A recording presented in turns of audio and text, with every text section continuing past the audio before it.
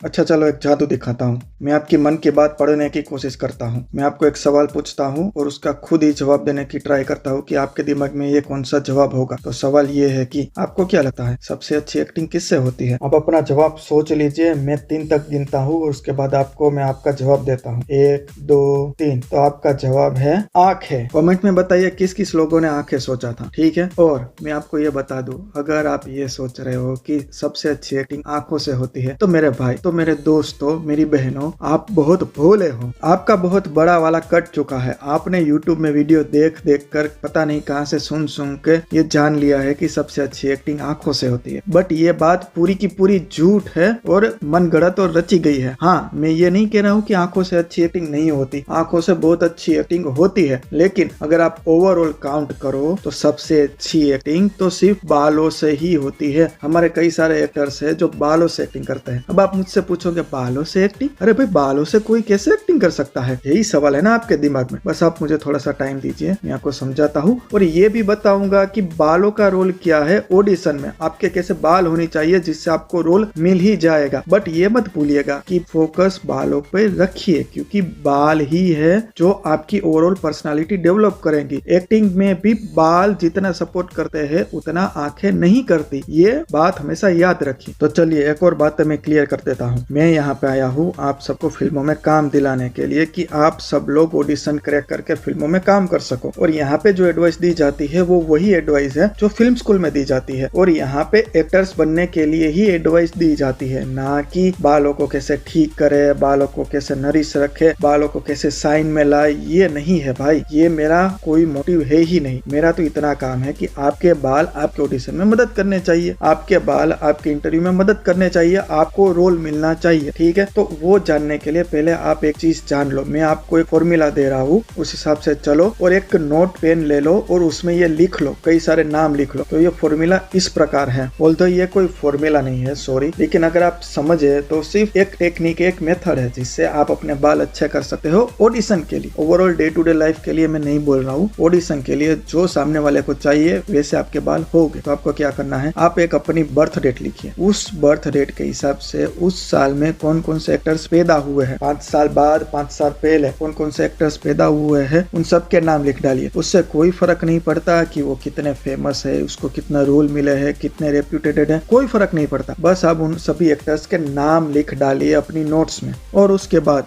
उनमें से ऐसे एक्टर को ढूंढिए जिसका फेस आपसे मिलता हो। फेस शेप थोड़ा सा भी अगर 10% भी मिलता हो चलेगा। थोड़ी सी बॉडी आपसे मिलती हो, थोड़ी सी हाइट आपसे मिलती हो, मतलब थोड़ा सा कुछ चीजें आपसे मिलती होनी चाहिए। आपका स्किन कलर उनसे मिलता होना चाहिए। स्किन कलर, फेस, हाइट, ये सब थोड़ी थोड़ी मिलती होनी चाहिए। वैसे एक्टर्स ढूंढ लीजिए। मैं आपको सजेस्ट करता हूँ 5 से 6 एक्टर्स ऐसे ढूंढ के रखिए जिससे आपकी फेस मिलती हो, जिसका आपका स्किन कलर मिलता हो, जिससे आपकी हाइट मिलती हो। लेकिन ऐसा नहीं कि कंप्लीट आप उससे मिलते हुए होने चाहिए, कंप्लीट आपका फेस शेप उसके जैसा होना चाहिए। नहीं भाई, ऐसा मैं नहीं बोल रहा हूँ, क्योंकि ऐसा पॉसिबल भी नहीं है। बस कुछ ऐसे एक्टर्स ढूंढ के रखो। मैं सजेस्ट करता हूँ कि 5 ऐसे एक्टर्स ढूंढ के रखो। तो क्या करना है, आपकी बर्थ डेट 5 साल पहले और 5 साल के बाद। सपोज कि अगर आप 2000 साल में पैदा हुए हो तो 2005 और 2005 के बाद, मतलब 2000 या फिर 1980 90 के बाद के एक्टर्स। अच्छा, 90 के बाद के एक्टर रखो, 1990 के बाद के एक्टर्स सारे रखो। ठीक है, मेरी थोड़ी हिंदी थोड़ी वीक है तो मैं बोलता हूँ 19 के बाद के एक्टर्स जो हम सोच सकते हैं कि 95, 96, 97 जो इस साल के एक्टर है, सभी 97, 98 उस साल के जो एक्टर्स है उनको आप लिख के रखो। ठीक है, अब मुझे नहीं मालूम कि आपका फेस कैसा दिखा है, तो मैं यही सजेस्ट करूंगा कि 95 से लेकर 2005 तक, अगर आप 2000 में पैदा हुए हो तो ये सिर्फ एक एग्जाम्पल है। यही बैठा बैठा मत कर लेना। ठीक है, अपने हिसाब से ढूंढो कि आप किस साल में पैदा हुए हो, पहले और बाद में। उन एक्टर्स का नाम लिखो, उन एक्टर्स का जो फेस जो आपसे मिलता है वो लिखो। ठीक है, लिख लिया तो चलो अब हम आगे बढ़ते हैं। अब आप मुझसे पूछेंगे चलो हमने एक्टर्स तो ढूंढ लिए, अब हम इसका करें क्या? तो भाई थोड़ा सा इंतजार कीजिए, थोड़ा सब्र रखिए, मैं आपको बता रहा हूँ कि क्या करना है। लेकिन उससे पहले हम बालों की तरफ जाते हैं। हमें 2 फॉर्मूलाज हमने रेडी कर लिए हैं। हमें ये जानना है कि ऑडिशन में कैसे बाल होने चाहिए। दूसरी बात कि कौन कौन से एक्टर्स है हमारे पास जिसके बाल हमसे मिलते जुलते हैं। सॉरी, बाल नहीं, मतलब कि फेस, उसकी आंख है, उसका चेहरा, उसकी हाइट हमसे मिलती जुलती है। हमारे पास वो लिस्ट बन चुकी है। अब हम वीडियो में आगे बढ़ते हैं। एक तो ये बात जान लो कि आपको बालों में बहुत ज्यादा चेंजेस नहीं करने हैं। जो आपके बाल हैं उसको फुल पोटेंशियल तक ले जाना है। इसका मतलब ये है कि आप अपने पुराने फोटोज देखो, आप अपने रिसेंट बालों को देखो और आप चुनो कि आप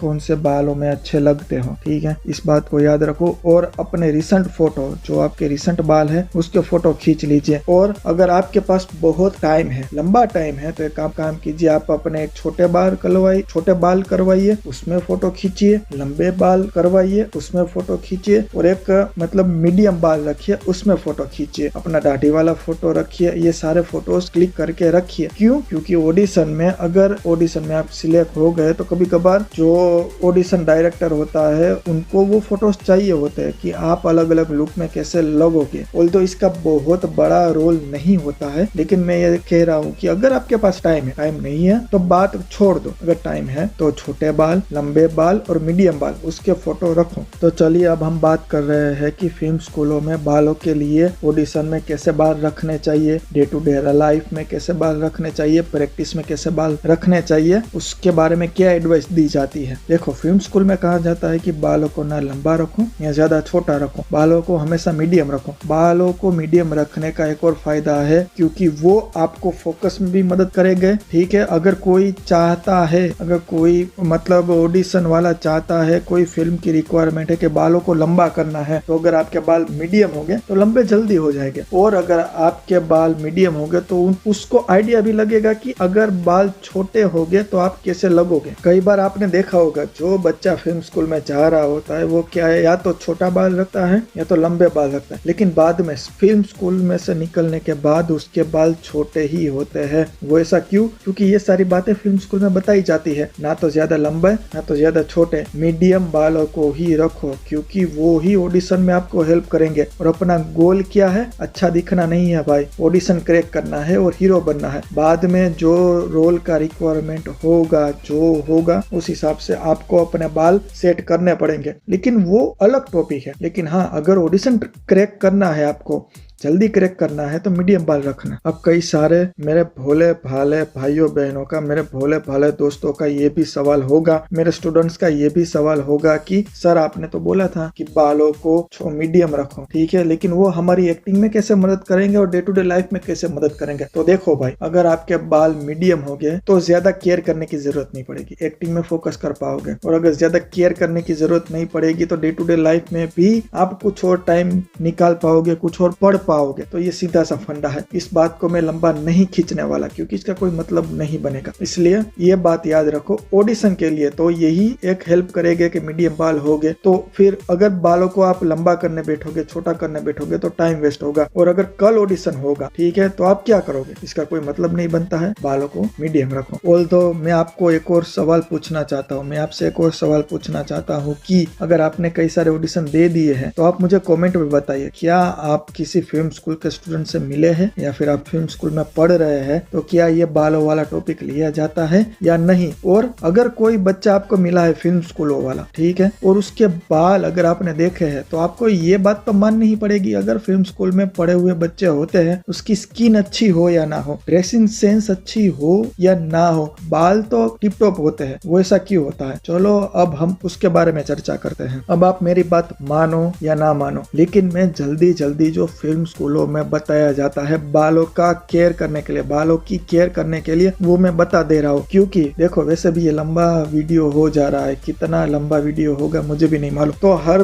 बात को डीप में समझाना मेरे लिए पॉसिबल नहीं है। हाँ, मैं ये प्रॉमिस जरूर करूंगा कि अगर कोई नई बात होगी जो किसी को भी नहीं मालूम होगी तो मैं उसको डीपली समझाऊंगा, जो ऑडिशन में हेल्प करेगा। लेकिन बालों की केयर के लिए, ठीक है, आपको वो सारे वीडियोस यूट्यूब में कई सारे मिल भी जाएंगे, कई सारे इफेक्टिव हो गए आपके लिए, लेकिन मैं अभी वही बता रहा हूँ जो फिल्म स्कूल में बताया जाता है। बात को खत्म करता हूँ, ठीक है। देखो, आप कहीं पे भी रहते हो, पहाड़ों में रहते हो, मुंबई में रहते हो, बड़ी सिटी में रहते हो, छोटी सिटी में रहते हो, गाँव में रहते हो, कहीं पे भी रहते हो, अपना यहाँ का पानी खारा ही आता है। चाहे आप परदेश में भी क्यों ना रहते हो, फॉरेन कंट्री में भी क्यों ना रहते हो, पानी हमेशा खारा ही होगा, जो बालों को डैमेज करेगा ही करेगा। देखो, कुछ ऐसे प्रोडक्ट्स आते हैं जो पानी में डालने के बाद उससे बाल वॉश वॉश करने से फायदा होता है। आप कितने भी शैम्पू यूज करोगे उससे कोई फायदा नहीं होगा, लेकिन अगर ये प्रोडक्ट यूज करोगे तो आपको फायदा होगा। मैंने बालों को क्लीन करने के लिए जो प्रोडक्ट यूज की जाती है वो मैंने अपनी पिन कमेंट में डाल दिया है, आप वहां से खरीद लेना, या फिर सेम प्रोडक्ट अगर आपके आसपास मिलती हो तो खरीद लेना, उससे कोई मतलब नहीं बनता। लेकिन हाँ, ये बात याद रखना, कुछ 200-300 की 1-2-3 कंपनियों की बोटल्स आती है जिसमें अगर आप उसको थोड़ा लिक्विड अगर पानी में डालोगे तो वो क्या करेगा कि आयरन और कैल्शियम पानी से हटा देगा, जिससे आपके बालों में एक नेचुरल वो कहते हैं ना चमक बनी रहेगी, जो आपको फायदा कराएगा। ठीक है। और एक और बात है जो फिल्म स्कूल में बताई जाती है वो ये है कि आपको हर रोज शैम्पू का यूज नहीं करना है, तभी शैम्पू का यूज करो जब ऑडिशन हो, जब कोई बड़ा इवेंट हो। शैम्पू का यूज मत करो। तो अब आपका सवाल होगा, अच्छा शैम्पू का यूज ना करे तो क्या करे? देखो भाई, शैम्पू का यूज नहीं करना है मतलब आपको क्या करना है कि साबुन का यूज करना है, जो साबुन का पीएच वैल्यू नॉर्मल हो। गोदरेज का साबुन होता है, वो सारे साबुन जो नियर बाय हम जो वॉश के लिए यूज करते हैं उसका पीएच वैल्यू नॉर्मल होता है। ठीक है, वो साबुन यूज करने से आपके बाल अच्छे रहेंगे। जब आपका ऑडिशन होगा तब आप शैम्पू यूज करो तो एक नेचुरल शाइन बनी रहेगी। कई सारे साबुन देखो, मुझे जो इफेक्ट कर रहा है वो मैं आपको बता रहा हूँ। साबुन एक गोदरेज वाला, गोदरेज नंबर 1 साबुन है जो अच्छा है, और दूसरा जो साबुन है वो पॉन्ड्स का साबुन है, ग्लिसरीन सोप का ही यूज करो। मैं अभी तो ग्लिसरीन सोप का यूज कर रहा हूँ और मुझे उससे फर्क पड़ रहा है, तो ग्लिसरीन सोप का यूज कीजिए अपने बालों के लिए। और जब आप ऑडिशन देने जाए तब आप शैम्पू का यूज कीजिए, कंडीशनर का यूज कीजिए। लेकिन कंडीशनर का यूज कैसे करना है? कंडीशनर का यूज करना है एक दिन पहले। अगर आपका इंटरव्यू 3 तारीख को है तो 2 तारीख को कंडीशनर लगाइए और 3 तारीख को नॉर्मल शैम्पू से क्लीन कीजिए, और जो लिक्विड पिंक कमेंट में है उसका यूज करके वॉश कर लीजिए। जो लिक्विड है पिंक कमेंट में वो तो आपको डे बाय डे करना ही है, डेली करना है, ताकि आपके बाल हो वो चमकीले रहे और अच्छे रहे। ऑल्दो अगर आपके बाल सफेद हो चुके हैं, ठीक है, और आपकी एज 30 साल है या फिर 35 साल है, 40 साल के अंदर है, तो देखो हेयर कलर का यूज कर लो ऑडिशन के लिए, लेकिन आप ब्लैक कलर का यूज मत करना। ब्लैक कलर आपको नुकसान पहुंचाएगा। नुकसान कैसे पहुंचाएगा? ऑडिशन में वो आर्टिफिशियल लगेगा, इसलिए कभी भी ब्लैक कलर का यूज मत करो। पर्पल कलर है, कई सारे और कलर है, थोड़े से ग्रीनिश कलर है, वो बालों में लगाइए जिससे आपको फायदा होगा। मेहंदी के ऊपर कलर मत लगाना, क्योंकि बाद में कलर इफेक्ट नहीं करते अच्छे से, कलर वर्क नहीं करते अच्छे से, तो मेहंदी का यूज मत करना। हाँ, अगर आपको मेहंदी पहले यूज करनी है ओके, लेकिन ऑडिशन में बालों को कलर करके ही जाना। लेकिन सुन लीजिए, अगर आपकी एज 40 से नीचे है तो, अगर आपकी एज 40 से ऊपर है तो फिर इसका कोई मतलब नहीं बनता। इससे अच्छा है कि अपने बालों को सफेद रखो और एक अच्छी सी हेयर स्टाइल सिलेक्ट करके रखो। और हाँ, एक और बात याद रखना, ऑल्दो मैंने ये तो बोला है कि मतलब आप जब ऑडिशन देने जाओ तब बाल मतलब कटवा के जाओगे या क्या करके जाओगे, ये मैंने आपसे पूछा या फिर ऐसे टॉपिक्स हमने छेड़े हैं। लेकिन एक बात याद रखना, जब भी आप ऑडिशन के लिए जाओ, बाल आपको मीडियम ही रखने हैं तो कटाने की नीड नहीं होगी। बट जब बाल मीडियम हो और अगर कल ऑडिशन हो, अगर आपने 15 दिन सेट नहीं करवाए हैं तो एक बार बार्बर के पास जाओ, बालों को सेट करवा लो। उसको बोलो लेंथ कम नहीं करनी है, लेंथ बिल्कुल भी कम मत करना, बालों को बस थोड़ा सा सेट कर दो। तो इससे क्या होगा कि ऑडिशन में आप अच्छे लगोगे। अच्छा, मैंने पहले इस बाल के टॉपिक को छेड़ने से पहले, बाल के टॉपिक के बारे में, हेयर टॉपिक के बारे में डिस्कस करने से पहले मैंने आपको बोला था कि अच्छी एक्टिंग बालों से होती है। वो मैंने ऐसा क्यों बोला था? देखो दोस्तों, जिन लोगों ने बालों से एक्टिंग की है वो आज सुपरस्टार हैं। अमिताभ बच्चन जो बालों से एक्टिंग करते थे, शाहरुख खान जो बालों से एक्टिंग करते थे, आमिर खान जो बालों से एक्टिंग करते थे। आप इस लिस्ट में सैफ अली खान को भी गिन सकते हो जो बालों से एक्टिंग करते हैं। आप एक इस लिस्ट में शाहिद कपूर को भी गिन सकते हो जो बालों से एक्टिंग करते हैं। इन सब का नाम है, ठीक है, जो बालों को सेट करके अच्छे करके एक्टिंग में जाते हैं, रोल के हिसाब से सेट करते हैं, वो हमेशा सुपरस्टार बने हैं। ये ट्राई एंड टेस्टेड है, इसलिए बालों पर ज्यादा फोकस रखना। और तो एक और बात याद रखिए, जब आप कैमरे के सामने जाओगे तब आपकी आंखें तो आपकी बॉडी का बहुत ही छोटा सा पार्ट है। जब वो पूरे फेस के पास कैमरा होगा तब वो एक्टिंग निखर के आएगी, सब निखर निखर के आएगा। लेकिन जब आपका बॉडी पार्ट हेड से लेके कमर तक कैमरा जब फोकस करेगा तब आपकी एक्टिंग बालों से ही होगी और बालों से ही अच्छी लगेगी। आंखों का और कई और पार्ट का कोई रोल ही नहीं होगा। ठीक है, मैं किसी को मतलब बुरा ही नहीं कर रहा हूँ कि देखो आंखों से एक्टिंग, इससे एक्टिंग नहीं भाई। जो फिल्म स्कूल में सिखाया जा रहा है वो मैं आपको बता रहा हूँ। बालों पे फोकस करना, अगर कोई बंदा आंखों से अच्छी एक्टिंग कर रहा है वेल एंड गुड, बहुत अच्छा है, लेकिन बालों को निगलेक्ट मत करो। मेरा बस इतना ही कहना है। ठीक है, ऑल्दो ये जो टॉपिक आया है वो बॉलीवुड में अभी आया है, जो बालों के हेयर स्टाइल चेंज करो ये सब करो, लेकिन ये जो टॉपिक आया है वो हॉलीवुड से आया है। हॉलीवुड में पहले कई सारे एक्टर्स अपने बालों को सेट कर रहे थे अपने रोल के हिसाब से। उसके बाद वो पूरे वर्ल्ड में फैला है कि जैसा रोल हो वैसा अपने बालों को सेट कर डालो। अगर आप पुरानी फिल्में देखोगे तो सभी कैरेक्टर्स के बाल हमेशा सभी रोल में एक जैसे ही होते थे, ना कोई वेरिएशन ना ही कुछ। लेकिन अब हॉलीवुड के कारण ये ट्रेंड अब इंडिया में भी आ चुका है और हमें क्या करना है, इस ट्रेंड को यूज करना है। हमें इस ट्रेंड के बारे में अब पता चल चुका है, मैंने आपको बता दिया है, बालों पर फोकस करो। तो मैंने 2 सवाल में से एक सवाल का जवाब दे दिया है कि बालों का रोल इतना इम्पोर्टेंट क्यों है एक्टिंग में। अब दूसरा सवाल, मैंने आपको एक फॉर्मूला लिखने को बोला था कि आप अपनी बर्थ डेट देखो और उसके आसपास जन्मे हुए एक्टर्स देखो।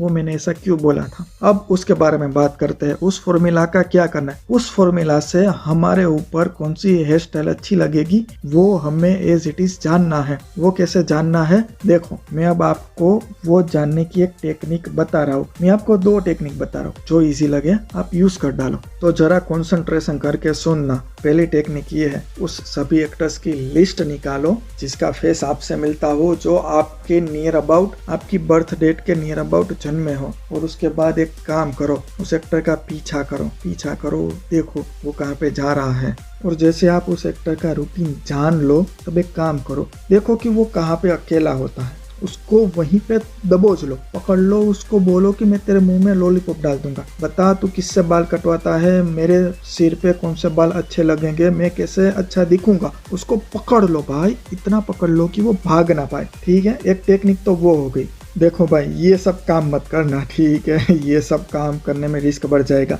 ये तो सिर्फ मैंने फन के लिए बोला था, मत करना प्लीज भाई, मत करना वरना मेरे लग जाएंगे। देखो भाई मोटा मोटा हिसाब ये है कि अगर आपको पता चल जाए कि कौन सा एक्टर का फेस आपके जैसा दिखता है, कौन से एक्टर की हाइट आपकी जितनी है, कौन से एक्टर का स्किन कलर, वो सब आपको पता चल जाए, उसके बाद आप देखो कि वो कैसे बाल रखता है। देखो फिल्मों की बात अलग हो गई, वो तो फिल्मों में अपने रोल के हिसाब से बाल रखेगा, लेकिन डे टू डे लाइफ में कैसे बाल रखता है। और उसमें भी अगर मैं आपको स्पेसिफिकली बताऊं, जब कोई इंटरव्यू हो, जब कोई प्रमोशन हो या फिर ऐसा हो, तब वो कैसे बाल रखता है वो देखो। ठीक है, वो जैसे बाल रखे एग्जैक्ट आप वही रख दो, जो वो मीडियम बाल रखता हो एग्जैक्ट आप बाल वही रख दो। वो ट्राई एंड टेस्टेड चीजें है। देखो वो जो एक्टर है उसके पास कई सारे एक्सपर्ट हो गए, कई सारे लोग हो गए जो उसकी मदद करेंगे कि भाई तू ऐसे बाल रख, ऐसे बाल रख। अपने पास कोई ऐसा कुछ है नहीं, तो अपने को क्या करना है, अपने को अपना दिमाग यूज करना है। जो उस पे अच्छा लगेगा वो नियर अबाउट अपने पे भी अच्छा लगेगा। और भाई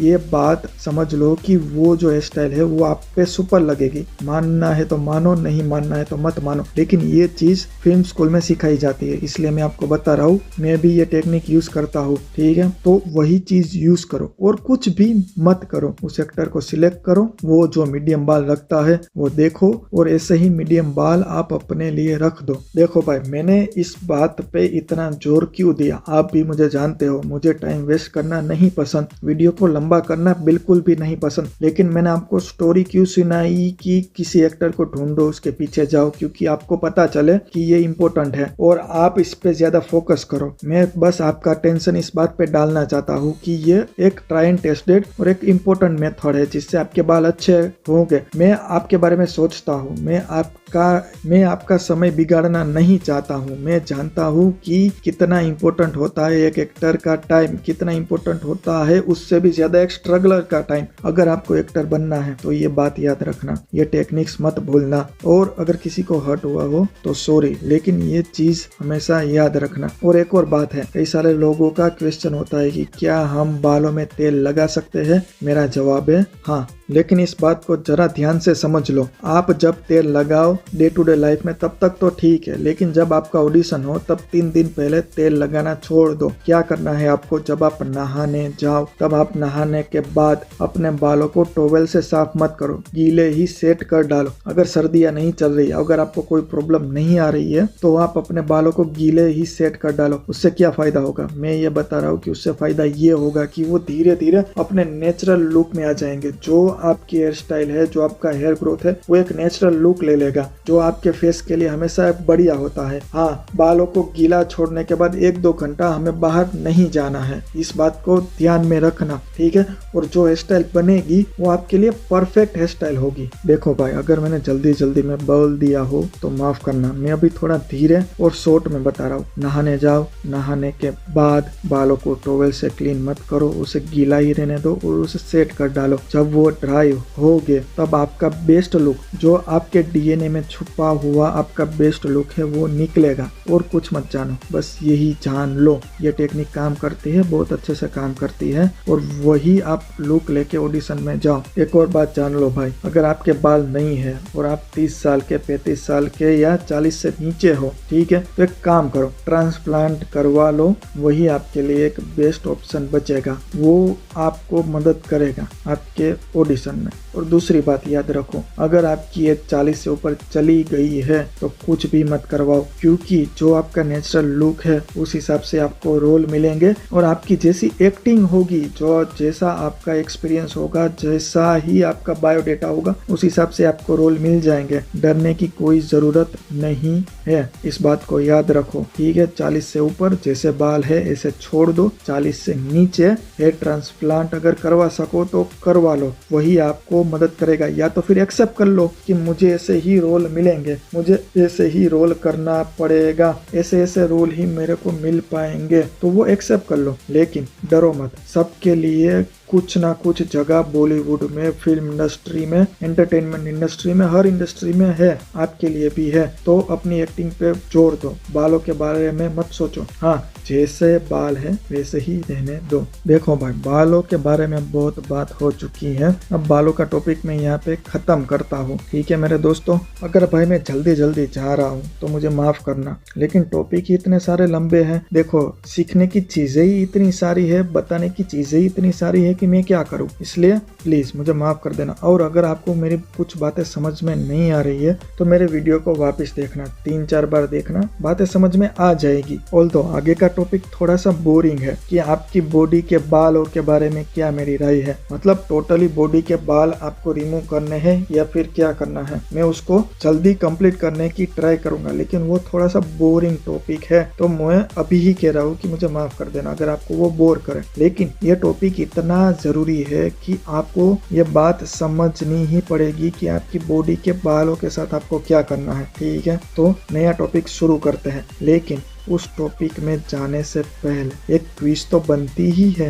तो मैं एक और बात कहना चाहता हूँ, इस क्विज को बच्चों की तरह मत लीजिए, क्विज को लीजिए आपका नॉलेज खुद चेक करने के लिए। अगर आपको आंसर आता है तो कमेंट में लिखिए। ऑल्दो ये एक थोड़ी सी ट्रिकी क्विज में आपसे पूछ रहा हूँ, कौन सी ऐसी फिल्म है जिसने इंडिया से ज्यादा चाइना में कमाया है, यानी कि किस ऐसी फिल्म ने इंडिया से ज्यादा चाइना में कमाया है, और जो हमारे कमाई के मामले में नंबर 1 पे है। मेरा कहने का मतलब ये है, मेरा कहने का क्वेश्चन ये है कि किस इंडियन मूवी ने चाइना में सबसे ज्यादा पैसे कमाए हैं, रिकॉर्ड सेट किया है। अगर आपको नाम मालूम है तो कमेंट में लिखिए, मैं भी जानना चाहता हूँ कि कितने कितने लोगों को ये सब मालूम है, कितने कितने लोग बॉक्स ऑफिस कलेक्शन के बारे में जानते हैं। जिन जिन को आंसर आता है वो कमेंट में लिख डालिए। बाकी के लोग मेरे साथ नेक्स्ट चैप्टर की ओर आगे बढ़िए। नेक्स्ट चैप्टर है बॉडी के बाल, बॉडी हेयर। ये चैप्टर में बालों के साथ ही कवर करना चाहता था, लेकिन यही चैप्टर इतना लंबा हो गया, इसलिए मैंने एक सेपरेट चैप्टर रखा है।